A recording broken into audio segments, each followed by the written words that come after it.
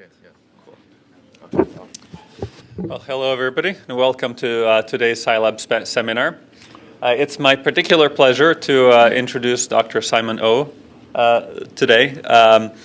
So Simon and I got started in our careers in a similar place. So we both did our PhDs at Princeton and working for the same advisor, no less. So Simon's career started in using formal methods in computer security. But then, like some of us here, he saw the light and realized that a lot of the most pressing problems in computer security actually come at the interface between computer systems and their users. And in fact, today he's going to be telling us about some of this work. Unlike many of us who focus on usable security, in particular when talking about ordinary end users of computer systems, Simon takes a slightly different angle in this. It looks at users who are computer security experts. So please welcome Simon. And Simon, I'm looking forward to your talk. Okay, thank you, Luyo. Thank you very much. I really appreciate this opportunity to come here and give this talk. I think Luyo gave a very good summary on my journey as a typical computer science, cybersecurity researchers, and now I can claim I'm a reborn usable security researcher, okay? So I'm going to talk about our 4-year-long and still ongoing research on bringing anthropology into cybersecurity. So when I started my faculty career about 10 years ago, I wanted to look at the problem of how to help this poor guy, right? So these are security experts, professionals, you call them security analysts, or system admins, or forensics. I mean, these are people who have to deal with a large amount of data from all kinds of places, from their network, from their security advisories, and IDS alerts. Now their job is to keep the network relatively secure, right, from the hackers. When things happen, they have to respond, and they have to analyze the events to understand what happened and how to mitigate them, and then in the end, how you can redesign or even reconfigure your system to prevent it from happening in the future. So when I started out to look at this problem, probably as most of the computer science people at that time, I wanted to design better algorithms or tools to help automate this, right? Because we are computer scientists, we want to write programs that can replace humans as much as we can, or to alleviate their pain in their work. So, but our research, although it did create some really insightful findings in terms of the models and algorithms, but it never really created real breakthroughs in practice. Right? So we built our research prototypes and we tried to deploy them in operational networks, on a departmental network, on campus network. And as you all know, in security, you have to be able to evaluate if the tools will give you the correct answer, right? So you have to have the ground truth. Now, in a real system, you don't have the ground truth for free. You have to analyze whatever data you have at your hand to see if what your tool is saying is actually the real event, what the real thing that are happening. So we had PhD students analyzing the output and determine the ground truth, and we even at one point had a master student who actually worked as a system admin to help out. The problem is, well, our system admin were very nice to help us.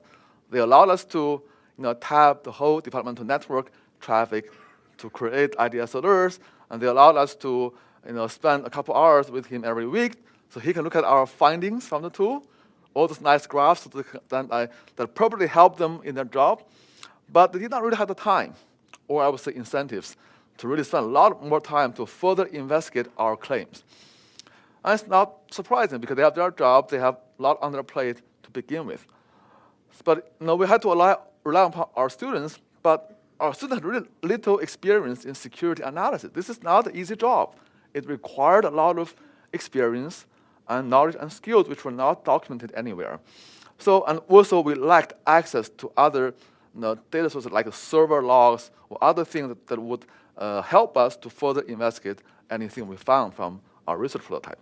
So the end result was our research did not really get used by practitioners. So in my life as academic security researchers, I view this as a failure. If my research was not actually eventually made an impact in the real world, because that my goal was to help those guys, but it was not used. So in my view, that was a failure on my part. So then we asked ourselves why it was not working. Well, it was working in the sense that we were able to get papers published, that's fine, but it was not working in the sense that it actually did not really help the people we wanted to help in the first place. So we realized, in the end, no matter what tools you had, it is the people who did the job. The people who had to look at those events to defend against the hackers, and these are people we wanted to help, but we didn't really quite understand them very well. Right? So our research has been starting out from technology. We want to start out to think about models, algorithms, and tools, but we did not really truly understand how the work is done. Right? So it's not really that fair to say that, because we did spend quite some time trying to understand their job.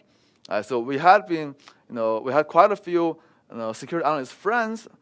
We tried to get hold of them as often as we can, and we asked them a lot of questions. So how did you do this? I mean, what was this last major incident that you handled? What was the steps you took to analyze the events? What's the process you had? So we tried to ask them those questions, hoping to find out maybe we can do something to automate part of those processes to help them.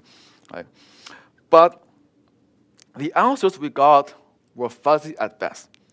They will say, yeah, we did this, and then probably here and there. I mean, it's extremely difficult to get insights from those conversations. So I think, okay, maybe we should start to use a different approach. And here's what we ended up doing. So we want to help those guys. They work in security operation centers. There's a manager normally, and we in the Ivory Tower wanted to help them, right? By doing research, but this job we want to do research on is highly complicated, and it has a lot of unspoken knowledge. It's not documented. So what do we do? Well, we just have to get out of our tower and become part of them, and that's what we mean by anthropological research method. So anthropology is a discipline that study of humans in their natural settings. So in the old days, anthropologists would spend 2 to 4 years living with their subjects, right? So if you want to study people who maybe live in certain Pacific Islanders or certain settings in a particular hospital or in a certain organization, you get in, you become one of them, and you spend a long period of time just to become a participant observer. So the key research method in this discipline is called long-term participant observation. So being embedded with the people you want to understand. And the goal is to discover the so-called native point of view. So what the subjects really think. And that may be different from what they tell you. Very important. So why we took this high-cost, heavyweight approach for this problem that is highly dynamic, changing every day. Why? Because through our frustration in the research that we have been conducting, we realize the security analyst's job is very sophisticated. It's more an art than a science. A lot of hunch feelings play a role in how they respond to those incidents, and there's no manuals available. So we have to learn the tacit knowledge, those unspoken assumptions, suppositions in their day-to-day lives. And we didn't think we could get those answered by just asking. And as the famous the science philosopher Michael Polanyi, who coined the term tacit knowledge, once famously said, we can know more than we can tell. Now think about what we do every day. There are things I'm pretty sure every one of us will find that we know how to do, but it's hard to explain to people how we did it. Right? So then the question is, how can security researchers to learn or access those tacit knowledge that are sort of embodied in the security practitioners' day-to-day activity? Well, we can actually, again, take lessons from anthropology. There has been a well-studied study by anthropologist Jean Leif and her student Etienne Wenger back in 1990s. And they actually wanted to answer exactly the same question. How do humans learn? Because at that time, people thought, oh, learning is like you read books, you attend classes, there are tutors, instructors, and that's how you obtain knowledge and skills. And they didn't take that for granted. Instead, they spent 3 to 4 years trying to understand a particular learning phenomenon in Liberia. These are tailors. And there were tailors who were in that region, and they can actually make pretty nice clothing based on the latest Paris fashion show. I mean, those people can just make those very similar imitate for those clothing. So very highly skilled tailors. And they take on apprentices. And the apprentices came in and learned the skills. So Jean Leif and Etienne Wenger wanted to understand, okay, these are not really very advanced countries. And let's see how those apprentices learned tailoring. So they spent a lot of time there. And I mean, they got embedded into this environment, they observed, and what they have found is what they later on wrote about this notion of so-called communities of practice. So they pointed out learning is not always explicit.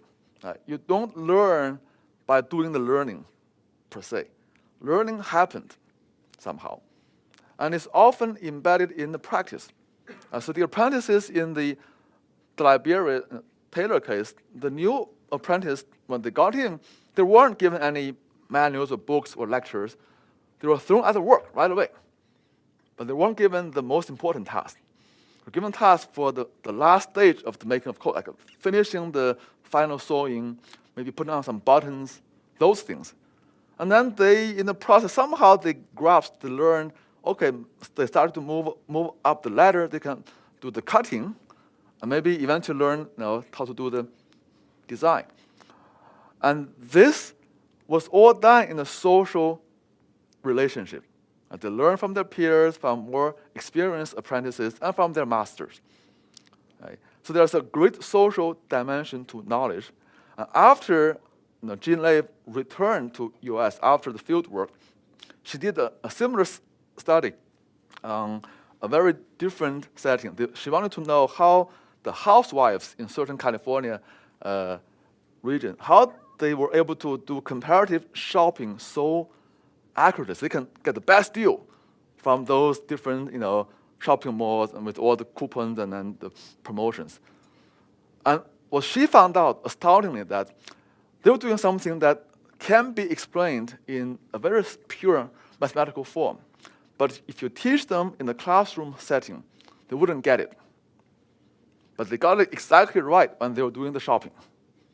Right? So all of these findings indicate that in order to really learn those kind of tacit knowledge, we have to become part of the communities of practice. So the implication is to access the tacit knowledge of cybersecurity professionals, we as researchers must become one of them. We must join their community of practice. And after this groundbreaking discovery by Jean Leif and her student, this theory was formally extended and developed by Nonacom. Right? And they formulated this knowledge conversion model which shows how tacit knowledge can be turned into explicit knowledge and how it can be accessed. Right? In order for one to obtain a tacit knowledge, it takes a socialization. You have to socialize with the people who have the tacit knowledge, and that's normally done through apprenticeship. And once you obtain the tacit knowledge, you can make that explicit through a process called externalization.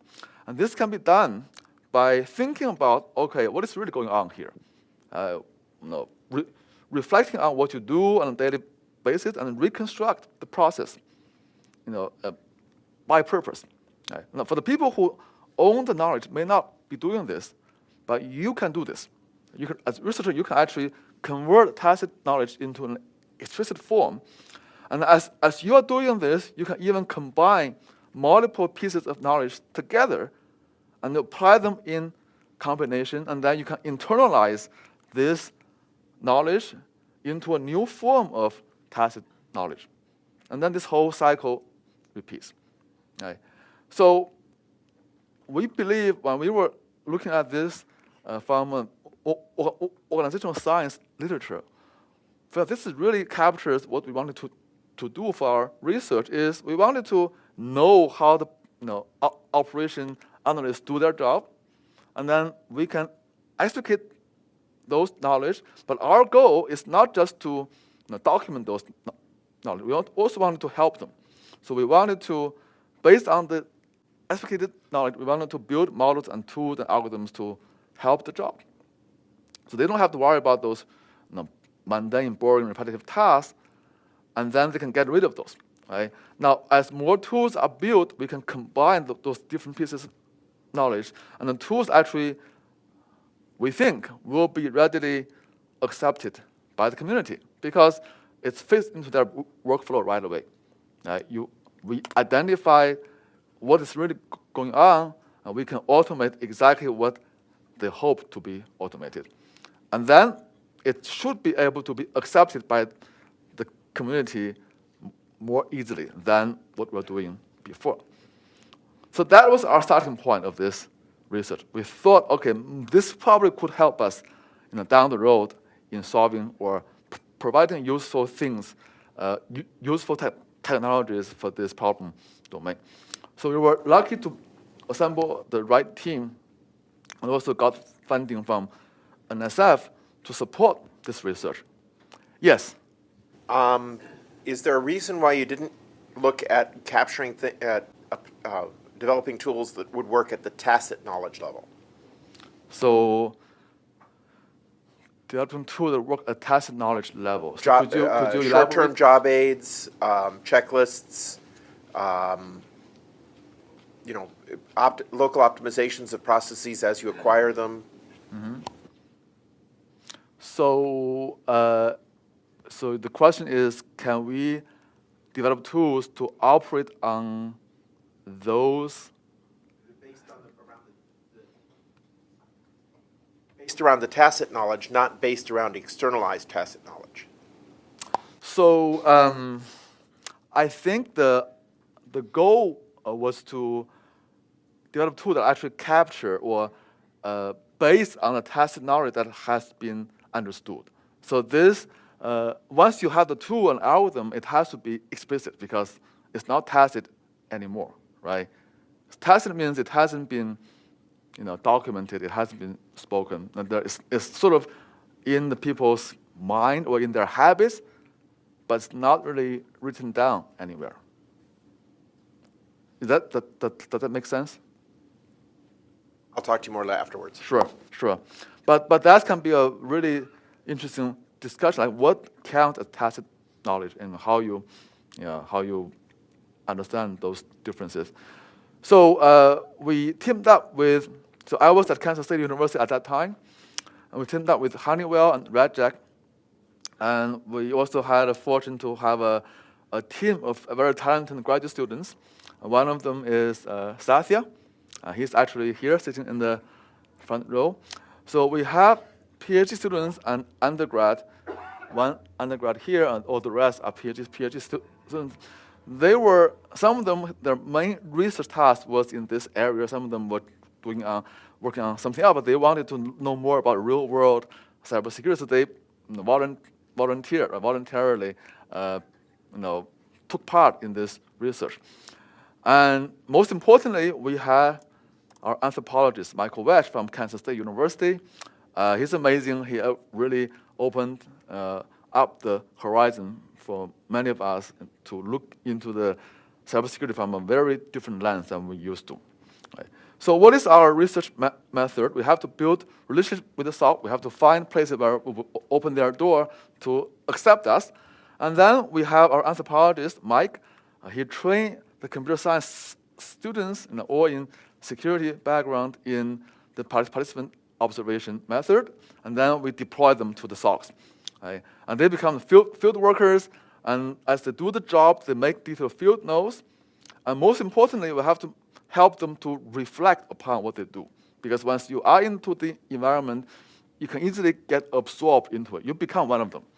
And then you start to lose your perspective. You start to think as they are, which is good, because you have to have that face.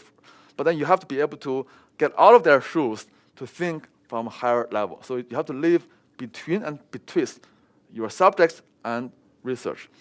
So we have these regular meetings between the whole research team that I showed in the previous slide and the field workers. And when we have substantial amount of data in terms of field note, and we felt we have had, some good insights, we started to do systematic analysis on the field notes. And that's done by the field workers and also by the whole research team. In the whole process, we adhere to strict ethics for human subjects research. So all the identities were hidden. So the field workers knew what those pseudonyms were, but the research team did not. Right. So just a few words about what do we mean by anthropological method. So when we were there, when the field workers were spending their time there, it's important to see what is being said, but also more important is what is being said says. So listening between the lines and trying to get at what's behind the meaning that is being expressed. And in order to do so, there's a well-established method called speaking, and that has been used in linguistic anthropology. So you have to look at the setting and the scene when you enter into the workplace. How is everything situated? And you have to see who are the participants in this work environment, what's the goal, what's the ends, and what's the workflow, the act sequence. And then look at the people when they talk, their tone, their manner, the spirit, to get a feel of the environment, and also what instrumentalities were used, the form, the styles, and tools, and what are the social rules that govern the action and the genre. So all of this have to be very subtle in observing and seeing them, and that takes a lot of training. What do you mean by genre in this context? I'm sorry? What do you mean by genre in this context? Actually, this is a good question. I think I asked this question to my anthropologist. You remember that, Satya, the genre? Yeah, because it's a little bit subtle here. Right? So it's we sort of let this research grow organically, and then as we start to find out things, and we had this discussion with the anthropologists and the whole research team, and this is a journey that took us four years, and it's still going on.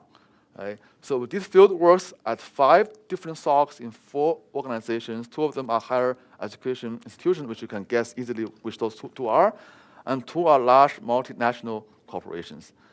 We had 6 students participated in this research, 5 PhD, 1 undergrad, and they took on a variety of roles in the SOCs they were embedded. They worked as level 1 and 2 analysts, incident responders, software developers, and forensics analysts. And the shortest period of time we spend in any SOC is 5 months. And we spend, in some SOC, we spend a couple of years or even longer than that.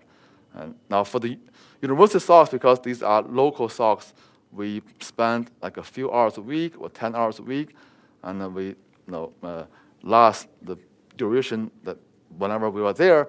For the corporate SOCs, we normally have certain agreement of the students to become interns, paid interns by the SOCs, so they become the employees of the company, and they work there from 5 to 6 months period of time. So here is one of the SOC that Satya has worked in. So it's actually a real picture from that SOC. So you may wonder what a work in SOC feels like.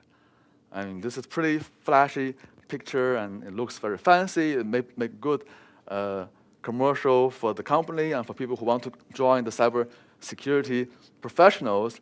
So let me show you a short teaser video we made for the SASE PI meeting that summarized our feeling when we entered the SOC for the first couple of years. So show the video here.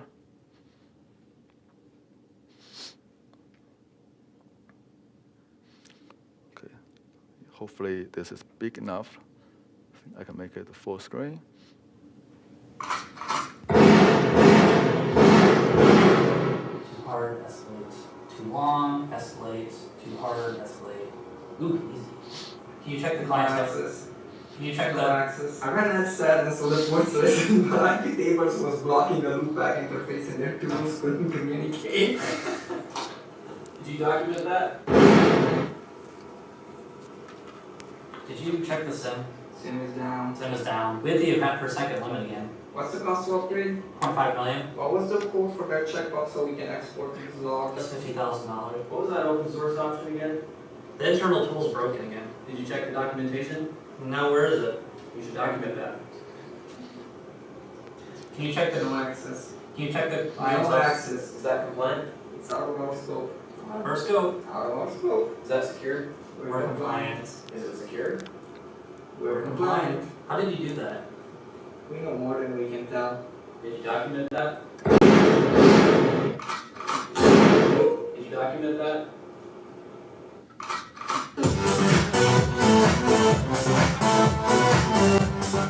Okay, so just not sure if it's clear to everyone what the video is about. And by the way, the manager you saw in the video, he is Michael Wesch, our anthropologist.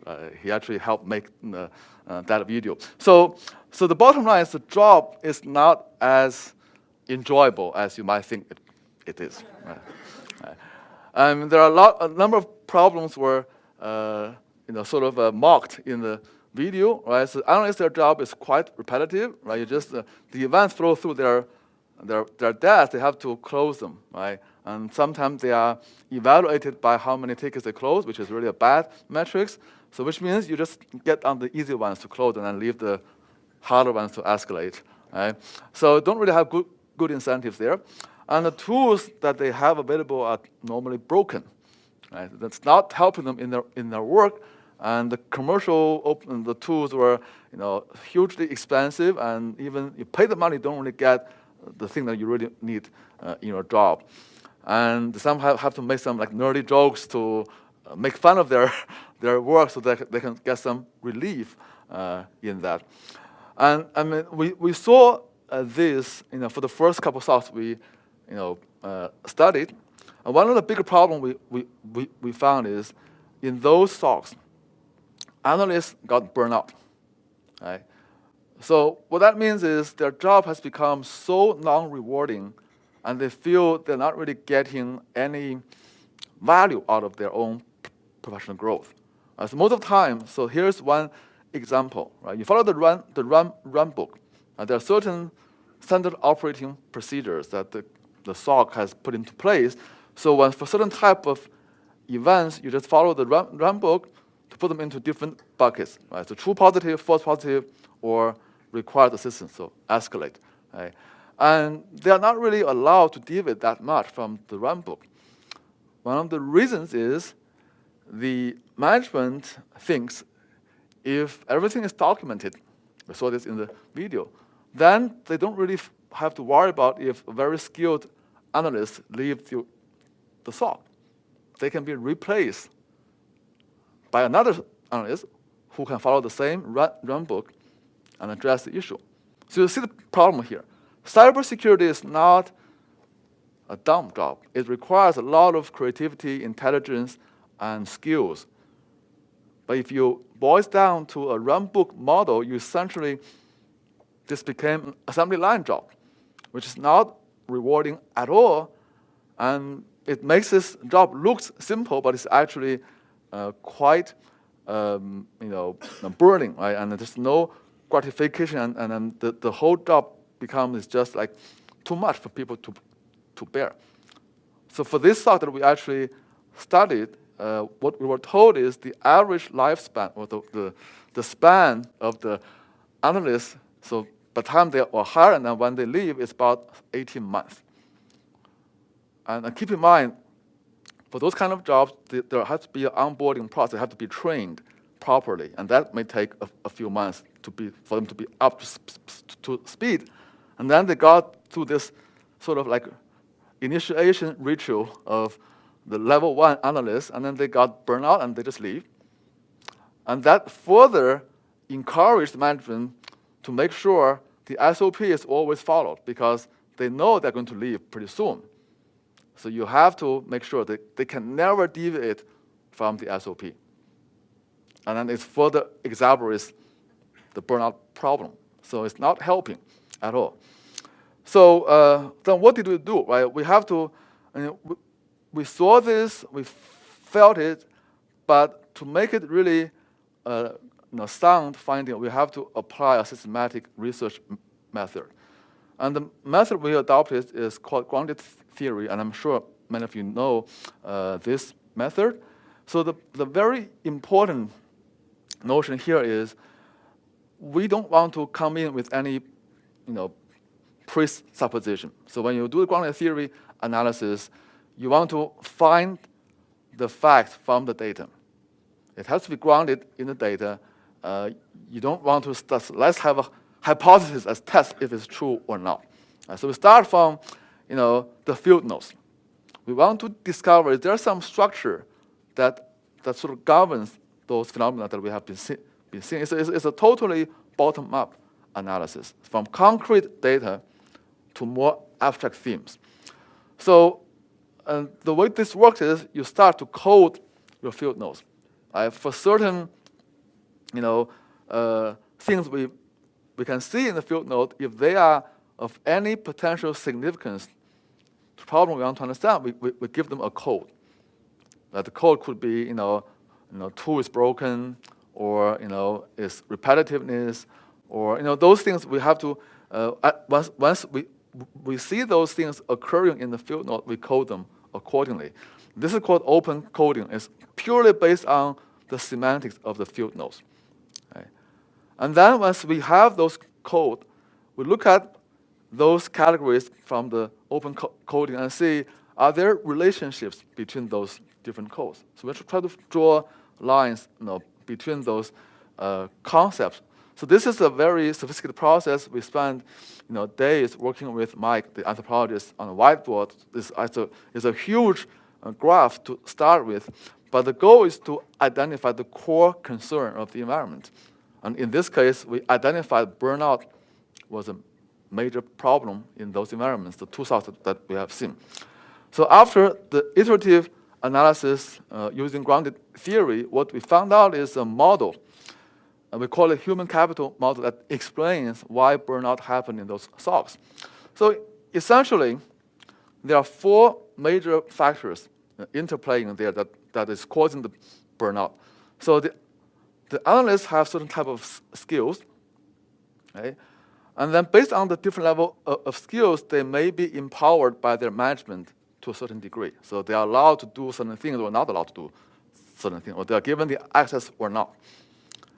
And the empowerment may also impact how much creativity they can exert into their work.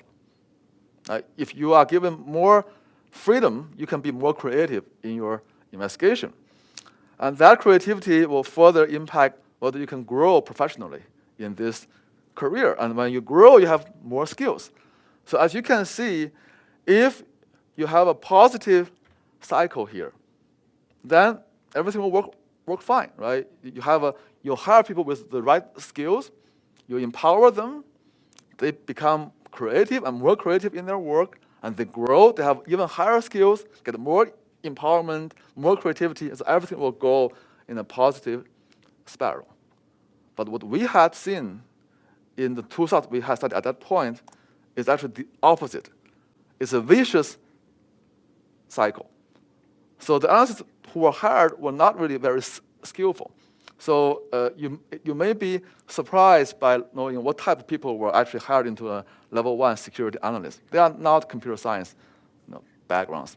They probably had a high school degree or some other life experience. We have seen marine biologists, photographers, professional poker players. They were the people who were hired to be the L1 analyst. And they were not empowered because they were not trusted enough to give them access for the work that they need. They have to follow the SOP, the Runbook. So the job has low creativity. They don't have any growth, and then their skills get stagnant. So again, this is a vicious cycle going on here. Okay. But we also found through our field work, this can be changed.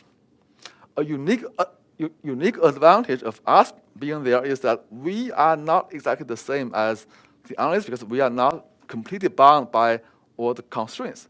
We are more like a free agent.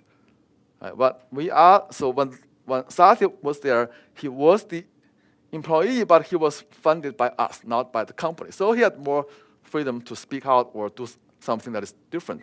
So it actually happened in one of the incidents. He was allowed to deviate from the SOP. It's not very rocket science investigation, but he knew when you have certain suspicious file, you can run it through various total, right? We will do that.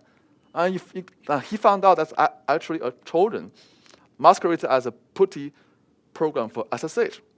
Not really very sophisticated investigation, but if it were not because Satya had this special role in the SOC, the analysts there would not be able to even do this, even if they had known they can do this.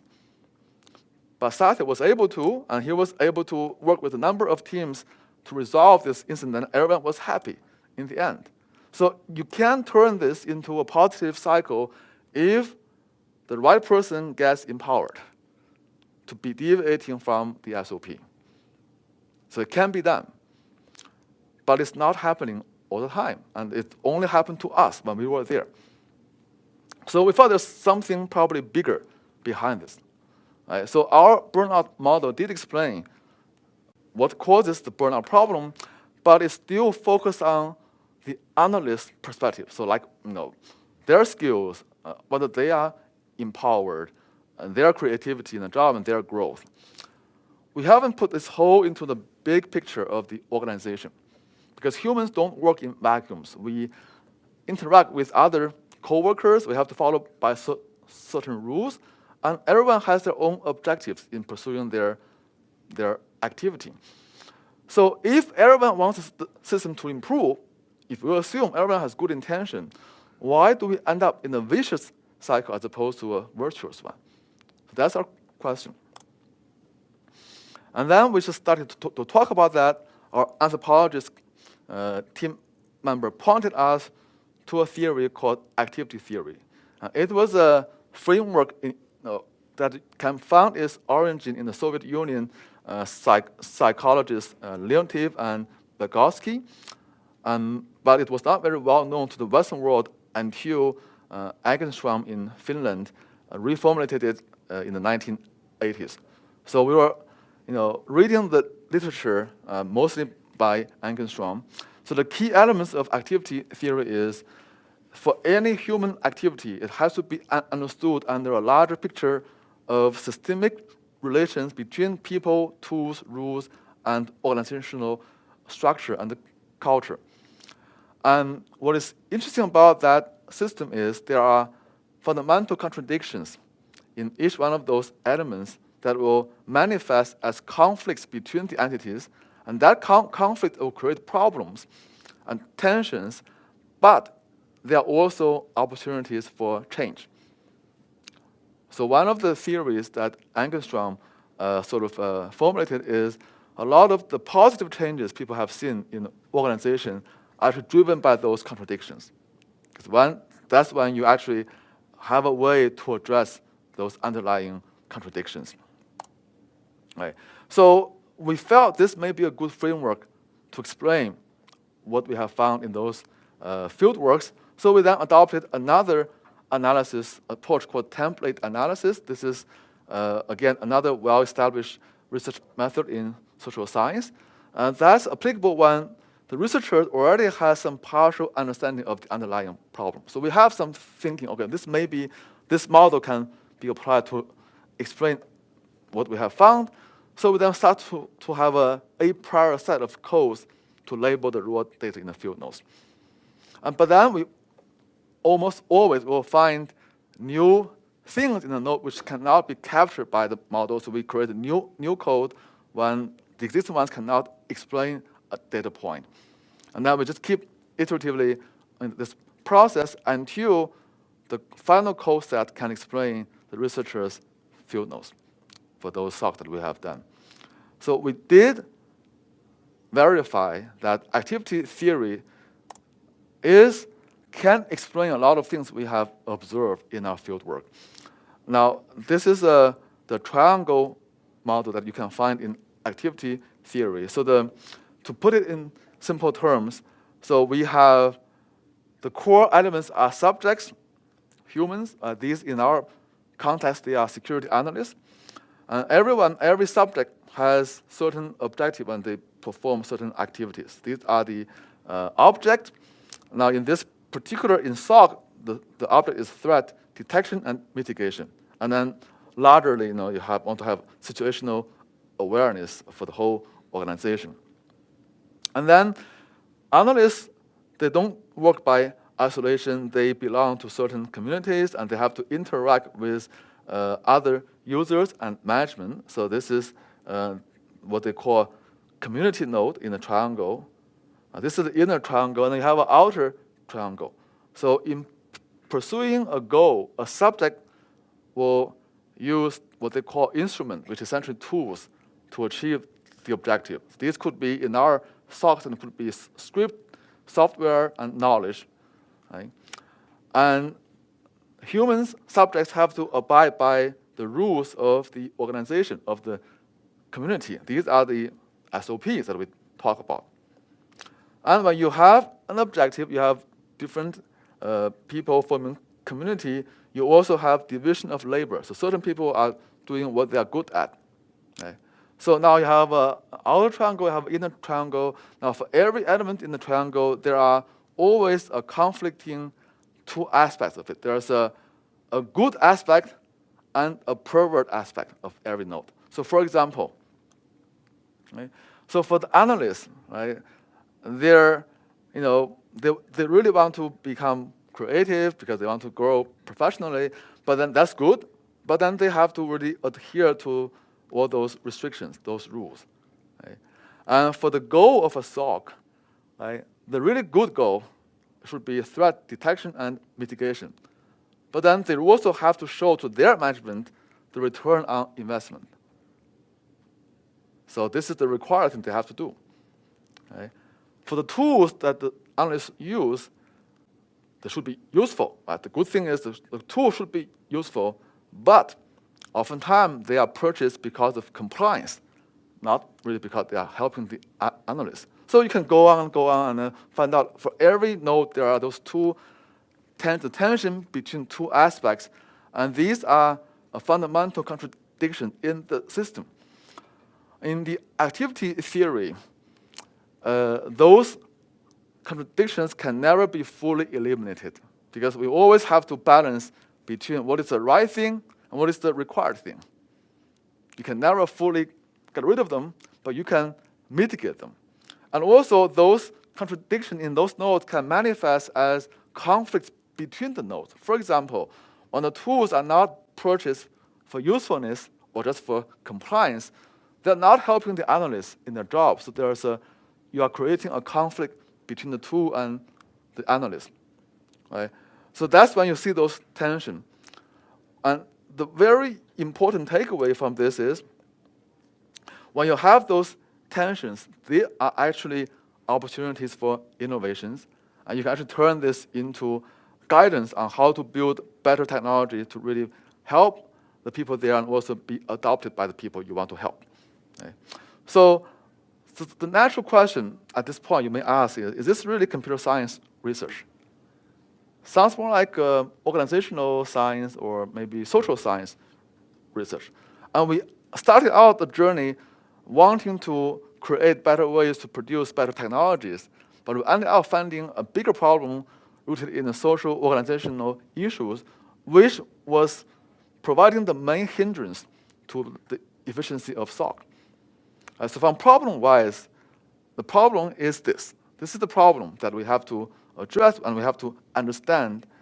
But if we were not computer scientists with security background, we would not have been able to make those discoveries, because there are a lot of technical subtleties in the whole environment. If you ask a pure or like somebody who only has training in social science or anthropology to come in, they'll have very hard for them to understand the whole working environment. They may not even be able to gain the trust that we were able to obtain, because they cannot become one of those analysts.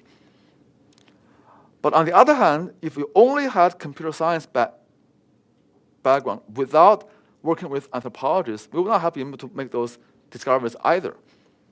So both are needed, and the problems were real. So, and our research actually produced positive impact in the SOCs we studied.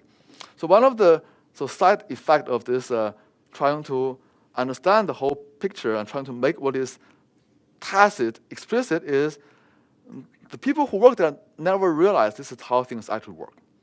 They never had the time to reflect. And one of the comments we got from the first SOC we got embedded is, the analyst said, "Oh, you guys being here helped us to look at our big picture." So they were pretty happy about we were able to explain to them what is really going on, what kind of tools can help them to speed up the process and improve the efficiency of the operation. Lessons we have learned, through this, 4-year study is, I'm definitely, true believer that security operation is a human-centered problem. Technology needs to serve the human, but not the other way around.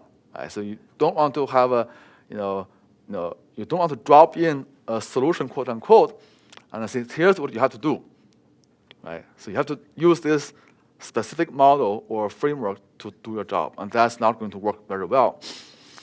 An anthropological research method allows us to understand the challenge faced by the problem in a holistic manner. So it's not just individual analysts, it's not just the tools, it's a bigger picture. The social organizational context is very important here.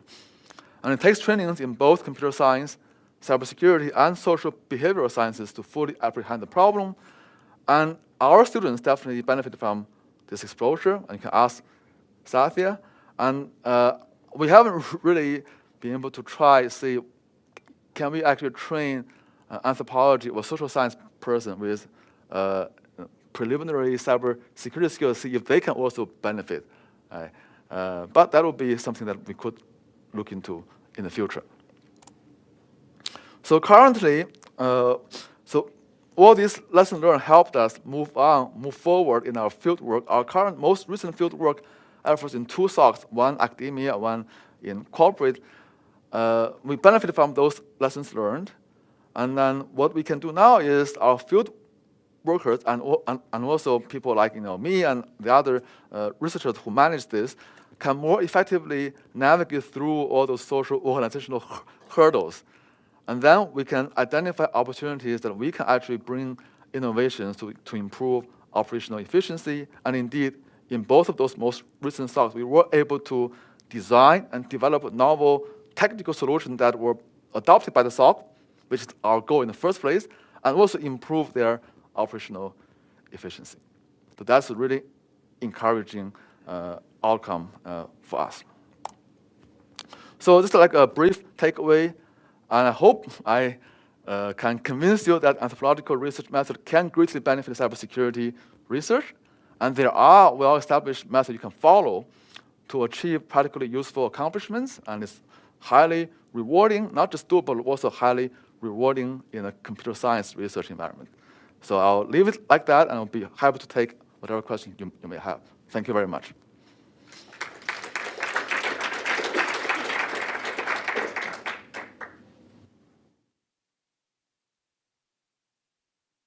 Yes.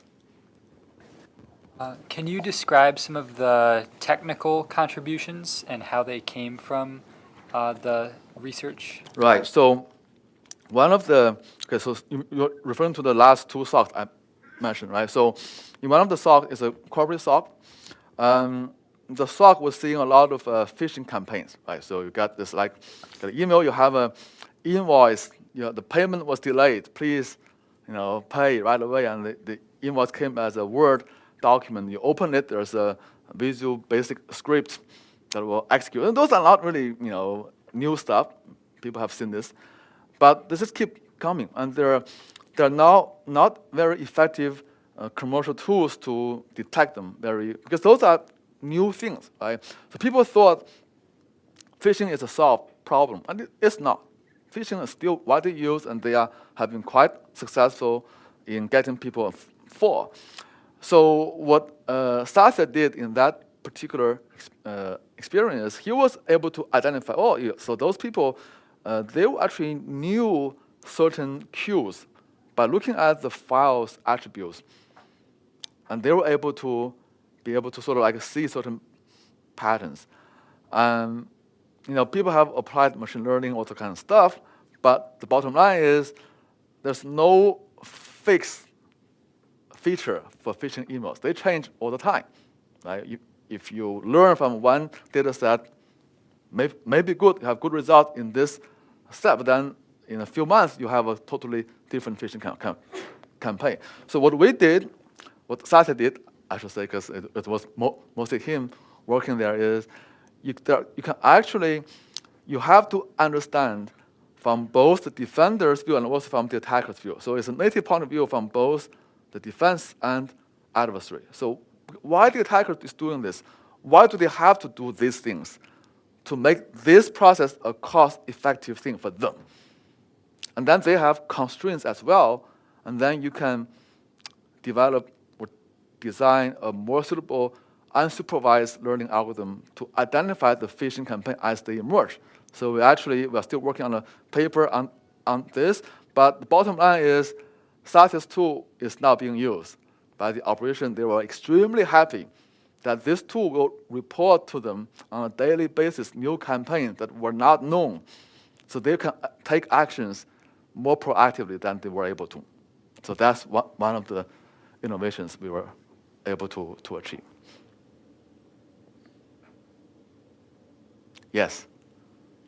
You said you observed one corporate and one academic SOC, right?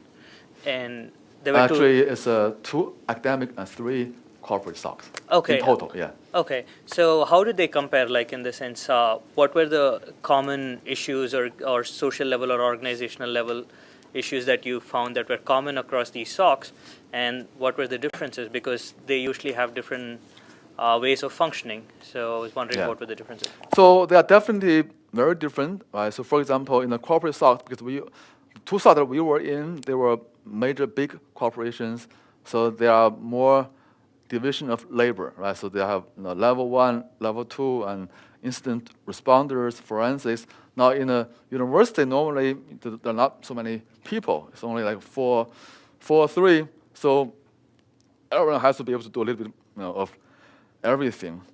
And also because of the geographic location of certain universities and compared to the companies, the manifestation of the burnout is different. Right? Because when you work in, let's say, the Silicon Valley, if you get burnout, but you have a resume that you were a SOC analyst for this major company for a year, you can get a job at another place very easily. So they just leave, but they don't feel any reward in this work environment. Versus in a Midwestern town, you don't have much option available. Your family is there, so burnout manifests as like a frustration, and you don't really feel happy in your job. So these are the differences. But then the underlying findings, like the burnout model and the activity theory that we have identified, these apply to both academia and corporate SOCs.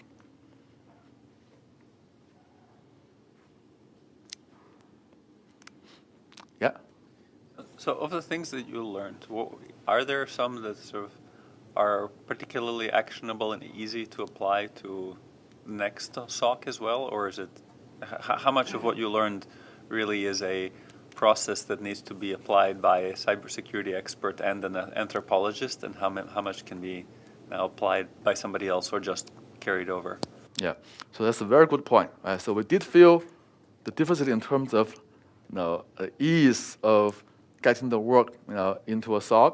So the first SOC was not easy. I have to be honest. It took us 4 months to really cross the barrier to earn the trust, to be able to be part of them. And that's the first SOC was a university. The second time we went to the university is totally different.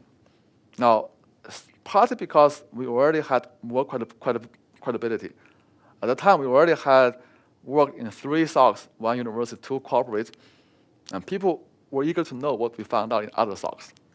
They wanted to compare what they are doing with what other people are doing. So we become sort of an information broker in a trusted way. So they were much more receptive, but also the other university SOC, the manager is more technical. He actually wants to push more innovation. As for the first one, the manager was more like a, management type of person. So he did not quite understand what was going on. So that creates a challenge for him to understand what we were doing. Now for the corporate SOC, and the first one there was also a little bit of frustration, right? It was Satya. And then the second corporate SOC, we sent in another person, not him, the undergrad. He actually fits in right away, right? But he is I have to say this in a particular right way. Right? So the undergrad is a white male American student, and then the SOC environment is also that. So there's a good match there, and also the skill set that he obtained match one particular need of the SOC that they weren't able to find any person to do, which is not exactly what the SOC should be doing, I should say, is to generate reports and metrics for the management. So he was able to do that to meet their requirement. They were pretty happy about that. But we also, by doing so, we actually gain the trust. We can see a lot of things that were not obvious otherwise. Now, the third corporate SOC is a very, very interesting experience. It is not in US, but it's a US multinational corporation. It's based in a foreign nation, and the culture-wise is quite different. And we had a much easy time of getting the research going. I got much more support from the management and much more collaboration from the analysts. We're still trying to understand if this is more because of the cultural differences or because we already had the experience, because Satya already had 2 or 3 SOC experience. He did this one. Maybe that's a factor as well. Yes, it does get better and better as we move forward. Now, in terms of other people to do this, what we're trying to do now is, as part of Satya's PhD decision, we're going to create a manual of how to do this type of research and trying to sort of document every insights and lessons we learn. And that can help other people who want to do the same thing. And I think there are a wealth of problems in security, not just for SOC, but for other type of security-related phenomenon that can benefit from this kind of more in-depth, embedded anthropological study. So did that answer your question? Maybe 60% of it. So the other 40% is still. I mean, you talked about how you were able to help the 4th and the 5th SOC, right? So do you think now, if you were to move on to the 6th SOC, would you still need a cybersecurity researcher and an anthropologist before you could help them, or do you now think that you could train somebody who is neither a cybersecurity researcher nor an anthropologist to do a similar kind of thing, go into the SOC and recognize what's problematic and help them, or maybe can you just use a tool that you already developed to help the 6th SOC? Yeah. So I think definitely some training in both will be needed. I mean, it means if they start out with like blank, like 0, can we train them, right? It takes time. Yes, I can train them. We can train them, or whoever has the right backgrounds can train them. But it does take some effort. So we benefited by having people who are already trained in one discipline, and we also had anthropologists who are really good at conveying the core research method as the process organically unfolds. So we don't have to be bombarded with a whole bunch of reading literature to even get started. So sort of we were lucky because of the funded project, so we had that access all the time. So we can leverage that. But I think there is something called the parallel ethnography, which has been sort of, people have been advocating this in anthropology. So say you want to really have collaboration between professional anthropologists and other domain experts together to understand a particular either organization or work environment. And that, because without the domain knowledge, anthropology will find it hard to really do much in that environment. But with only the domain knowledge, you may not know how to look at the human aspect. So there could be some collaborative work of that sort that can benefit. Let's please thank Simon again. No, thank you.